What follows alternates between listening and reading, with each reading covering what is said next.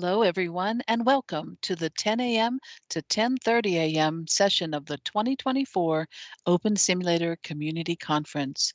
In this session, we are pleased to introduce the presentation Lone Wolf Talks Grid Tech. And our speaker is Lone Wolf. Lone Wolf has been the owner of Wolf Territories Grid for 3 years and notes that they are the largest privately owned grid in the metaverse. You can find them at wolfsoftwaresystems.co.uk. Please check out the website found at conference.opensimulator.org for speaker bios, details of the sessions, and the full schedule of events. This session is being live streamed and recorded, so if you have questions or comments during the session, you may send tweets to @OpenSimCC with the hashtag #OSCC24. Welcome, everyone. Let's begin the session. Hello, great to be here again. This is, I think, my second year. So I'm going to introduce Wolf Territories Grid, which is our grid. The actual website for the grid is www.wolf-grid.com. I'll explain about Wolf Software Systems. It's a bit complicated. The motto of our grid is just there: facilitate, don't dominate. So our whole ethos is about making things happen. So if someone has an idea, we all group together and we'll help them if they want help, or if they want to just do it on their own, that's also cool. So Wolf Territories Grid is owned by a company, a UK limited company called Wolf Software Systems Limited.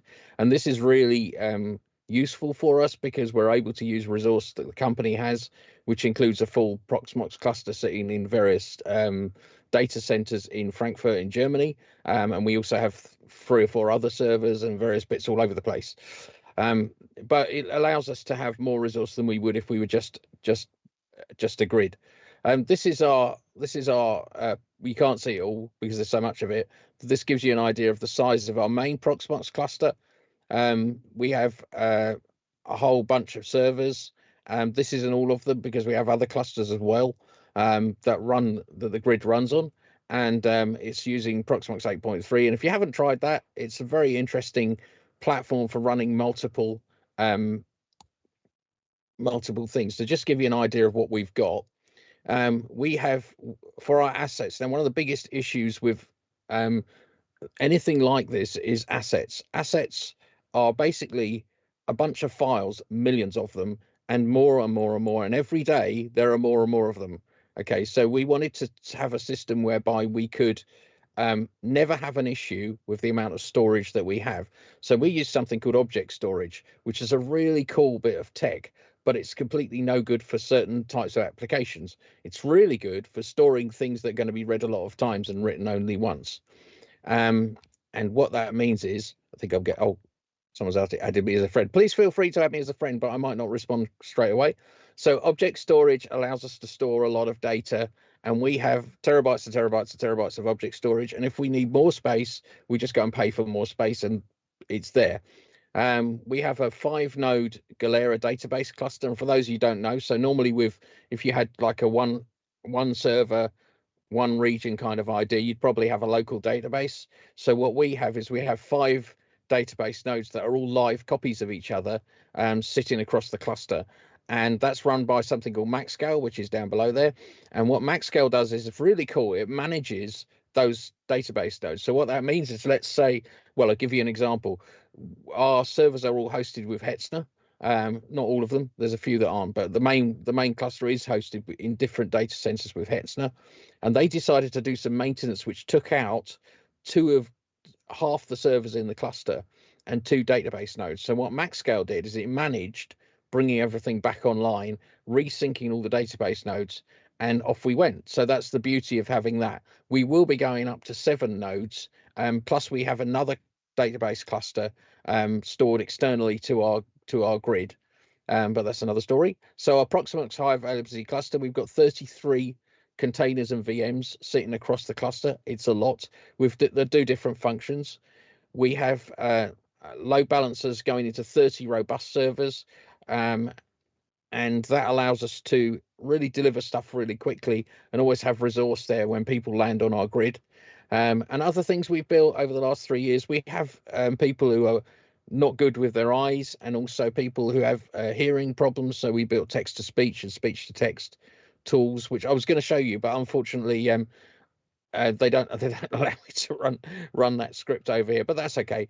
But we also have something called Wolf Vision, which allows you to stream your computer screen and audio in world. So that means you can have your friends around, sit around a campfire and watch a YouTube video or a Netflix or whatever.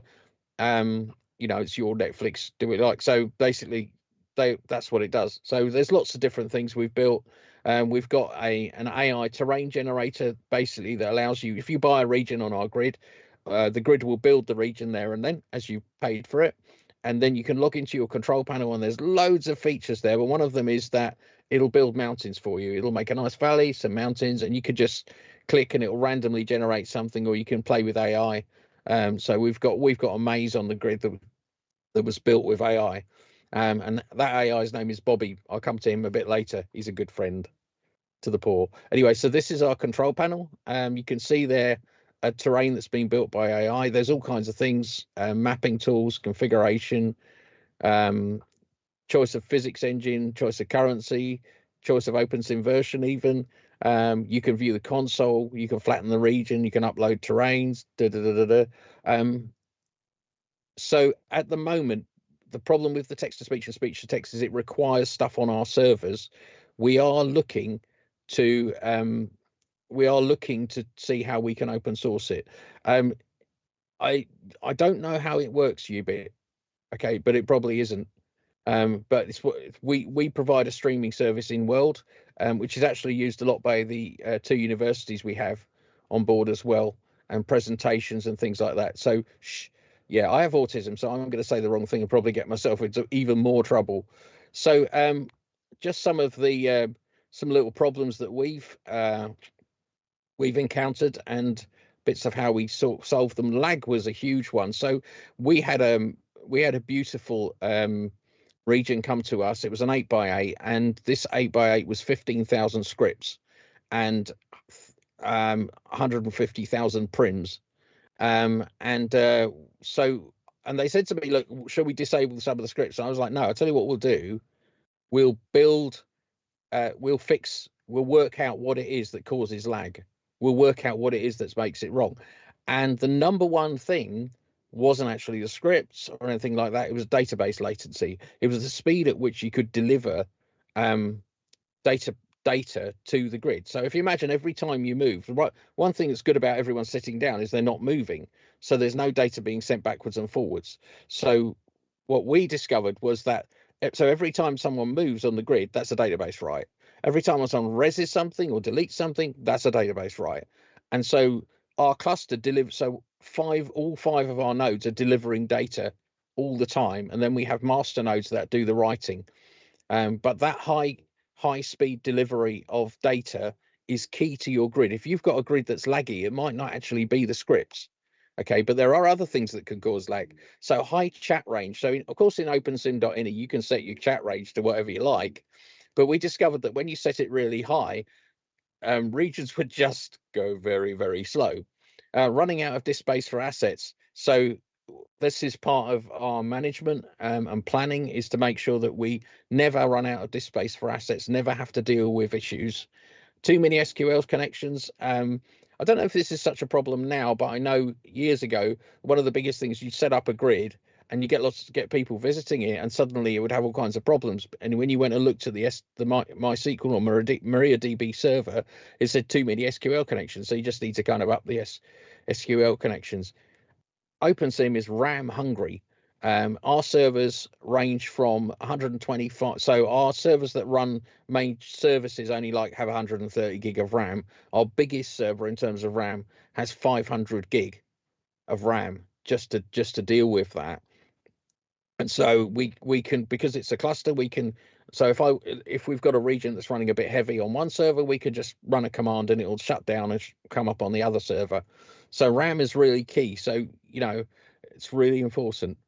And that activity could. Yes, absolutely. Thank you very much, Alan. So this so we don't store assets in our database. That's a bad idea. So the databases can't run on object storage. It's the wrong type of storage. It just won't do it. So we have, because our databases are running in a cluster, as virtual machine. Well, they're not VMs. They're containers. What that means is that we can. So I'll tell you what happens. So we used to have a cluster in Frankfurt, and we moved to Dusseldorf, but we moved to Frankfurt with no downtime. And the way we did that is to set up a cluster, a database node in Frankfurt that was a copy of what was going on in Dusseldorf. So we were able to then migrate the whole database across. And the beauty of that is, follow me, I'm getting there, is that if we have issues with disk space, now all our servers have 2 terabytes of server grade NVMEs on them. If we do have issues with disk space and we need to bring in bigger servers, we simply build a database node on the new server where it's got tons and tons of disk space, and then we gradually migrate the database across. There's no need for downtime. Downtime I hate, and if I can avoid downtime, I do. And it's a really funny thing with tech staff. Sometimes they'll go, "Oh yeah, we'll just reboot all the servers," and I'm like, "No, we won't. We're not doing that." We've even got ways. So, for instance, this is all Linux, by the way. There's no Windows here, and obviously because these are enterprise servers, we're trying to run an enterprise system, and we do run a lot of other stuff as well. We've actually got kernel updates that are live. So imagine being able to do a Windows update on your machine without ever having to reboot it. So that's what we've got. And every 4 hours, our kernels are kept up to date, which is really cool. Now, where did I get to? RAM, processors. So if you don't have enough processors, basically what will happen eventually is things will go really, really slow. So little or no backups or redundancy. Now, backups are great, but the big problem with them is you have to restore them. Okay, so what do I... Oh, the region's gone down. I just got logged out, but you can still hear me. So not Yeah, enough they can processors, still hear backups. you if they're in the Okay. grid. I'm gonna be coming back over very, very shortly. So little or no. So the problem with backups is they take time to restore, and the bigger the backup, the longer it'll take. And nobody likes that because it means everything's offline while you wait for the restore. So I'll be there in just a second. I'll be back again. So so what we try and do is have redundancy. So what that means is we'll have multiple copies of servers running, or we'll actually have load balanced into lots of servers. So what we're trying to do is to say, if something fails, it doesn't matter because we've got another one, or we've got something going on. I'm back. Yep, I'm there. Okay, I'm just going to stand here. Let's see. Yeah, now. you're doing a great job, by the way. Oh, thanks. Right. Okay, I'm here now. Okay. Good. Common problems. We did that. Okay, so no redundancy, low little backups. I'm really interested to talk about issues that other people have as well. So if you want to friend me and have a chat, that's cool. Sometimes we help little grids or big grids with issues. And in fact, the other night I was helping an Italian guy who messaged me and went, "My website's down." It was a database upgrade, disconnected his website. Okay, tools you can use to help with your grid that are it's just interesting tech, even if you don't use it. Tools you can use. Fail to ban is very good if you're on Linux. Research that, have a look at it. It's a simple piece of software that allows you to fail to ban is fail number 2 ban, and what it is, you install it on a Linux server and configure it, and it will basically stop. So we prefer the honeypot approach. So what we do is that if someone tries to hack our server, and that happens a lot every single day, 24 hours a day, 7 days a week, they get a few goes, and then what happens is fail to ban will then block their IP forever, and it works very well. However, it can be a bit oversensitive, and sometimes we've had issues where a server is trying to get into another server and they're supposed to be able to get in, and fail to ban goes, "Oh no," so you've got to watch it. But it's a really cool tool. Max scale, if you want to have multiple database servers, in the old days we used something called HA proxy. So if you've got a cluster, you need to have at least 3 nodes in your cluster. That's 3 databases in the cluster. It's not mega difficult to set up, but then if you use MaxScale to manage it, it's really cool. Proxmox, which is the platform that we use, which is great. Apache 2, if you're having a website, you can use Nginx or Apache. They're like the main ones people use. Python is a good scripting tool. Obviously, the thing about OpenSim, especially on a big scale, is that there are no real tools around the OpenSim thing. So that means you have to build a lot of stuff. Okay, 5 minutes remaining. PHP, screen, cron if you want to run scheduled jobs. Okay, so my next slide, who uses OpenSim? Okay, so this was really interesting. We did a quick examination of our data without giving names. We found that the youngest person using OpenSim was 34, and the average age was 56, and the oldest person on our grid is 72, and I know who that is. And this was really interesting. So then I found out that Second Life is 21 years old. So 56 means that they might have actually been on Second Life when it starts. So maybe OpenSim is like where all the people retire from Second Life. It's yeah. Okay, next slide. Okay, a bit about Bobby. We've got Bobby is our AI robot. We've been training him for 2 years. I did bring him last year. It was absolute bedlam because everybody tried to talk to him. So Bobby can write scripts in different languages. He can generate images. We're working on him being able to generate mesh, and go over to Wolf Mountain to beat him. He's very friendly, but he does like telling jokes. And if you're not an English speaker, you can ask him to speak in your language. You just put Bobby, hello, or Bobby, something like that. So good. Okay, that's that. Okay, so I'm at the point where I'm at the question point, so that's probably a good point. I can see local chat. I can't see myself. Bobby. So anyone who's got any questions or comments, please friend me. I need friends. I'm happy to have friends. And I'll put our website in here, www.wolfgred.com. Oh, you can field questions. Oh, someone's going to field questions. Leah is fielding. It's Lear, and I'm Yes, here, and you look good. You're Leah. just on the next region, that's all, Oh, and you look okay. I'm great. staying here. Yeah. Okay. I'm staying here. Here's Okay. one of your So questions. I lost any that right. were before we Okay. we did our refresh, shall we say. So please Okay. repeat them in the text chat. And the first question for you is from Lisa Laxton. She says, "Are you providing Bobby and Okay. other tools as open source to the community?" Okay. Right. Lots of questions. The answer to that is Bobby is not, because we have to pay for the calls. So it actually costs us money to run him. And I'll tell you the story about that. It's very quick. Somebody raised two of them, and we kind of didn't prepare for that, and they started talking to each other. And I woke up in the morning, and there was like, "We've got a problem." I said, "What?" Bobby and Bobby chower away to each other. It was a huge. We got a bit of a bill. Okay. So the answer is there's some of the tools we want to release. Text to speech and speech to text, but it requires configuration on your server, etc., etc., etc. Average age is, we reckon 56 was the average. I think, Zidon, I did an average rather than the median, because you know what I'm like. You can read about Bobby at, best thing to do is go and ask him. He'll tell you all about himself.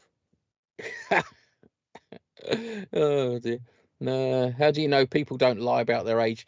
So basically, you don't really, but a lot of people. So in our sign up thingy, what's it? They put their date of birth, so they could be lying, but you know, that's very good. I'm keeping up with this. Okay, accept. Oh, there's another one. I'm accepting friendships everywhere. Any other? The older someone says they are, yeah, I think you do get to an age where you don't care anymore, don't you? So yeah, Bobby, best to ask him about himself, because he'll happily witter on about who he is and what he does. So in the middle of a decade. Okay, I hope that's really helpful. I'm really excited about tech, so come and let me bore you with my autism tech boring stuff that we've built. We will be looking to open source text to speech and speech to text, but it's a bit of, I've got to kind of extract it from the main grid code.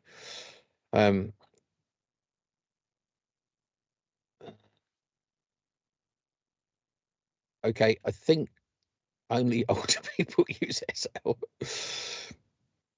Hey, well, that's a great session. The questions are starting to, oh, where is Bobby then was our Where last is Bobby? question. Um, I'll get you a link. Hang on, I'll get you a little link from Open. I'll just grab it out of OpenSimWorld. That'll be quickest for you. He's at our Wolf Mountain region, which is here. There. If you go there, that's where Bobby is. He's actually all over the grid because we have the only reason he's all over the grid is because when someone buys a region, they get a region owners pack, which comes with lots of grid goodies, and that includes Bobby and different things that they can res, like events boards and all kinds of things that we've built over the years. Star, lovely to see you. It's really great to see some of you old friends, old hacks. Well, thank you, Okay, Lone Wolf. That was a no fantastic problem. session, and you showed poise under a refresh. I don't know what Looking happened good. there. As a member, as yeah, and this is Lear. As a reminder to our Hi, Lou. audience, you will want to check out the conference.opensimulator.org to see what is coming up on the conference schedule. You won't want to miss our next session, which will be at 10:30 in this keynote region, and it is the Sim and Grid Showcase. We are going to play a game. Also, we encourage you to visit the OSCC24 Poster Expo in the OSCC Expo 3 region to find accompanying information on presentations and explore the Hypergrid Tour resources in OSCC Expo 2 region, along with the sponsor and crowdfunder booths located throughout all of the OSCC Expo regions. Thank you again to Lone Wolf and to you, the audience. Thank you.